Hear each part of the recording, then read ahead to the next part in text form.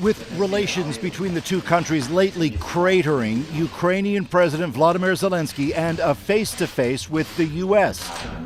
President Donald Trump's envoy to the war in Ukraine, Keith Kellogg. Zelenskyy saying afterward, remarkably, our talks restore hope, but he gave few other details. As Russia's war on Ukraine rages on, the U.S., Ukraine's most powerful supporter in the fighting, has been strongly suggesting it wants payback for the many billions it's given Ukraine in wartime aid. Specifically, that Zelenskyy allow the U.S. access to Ukraine's critical minerals, something Ukraine has resisted.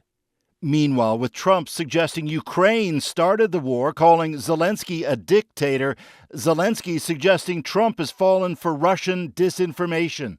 Insults to President Trump were unacceptable. Trump's national security advisor also restating the new U.S. demand for Ukraine's minerals. And to those who say Trump is being played by Russian President Vladimir Putin, I, for one, and I think all Americans and around the world should have no doubt about his ability to not only handle Putin, but to handle the complexity of driving this war to an end. On that, with Russia making more gains in the fighting, says one former Russian diplomat turned Putin critic, that Trump has publicly stated he wants the war ended quickly falls right into Russian hands.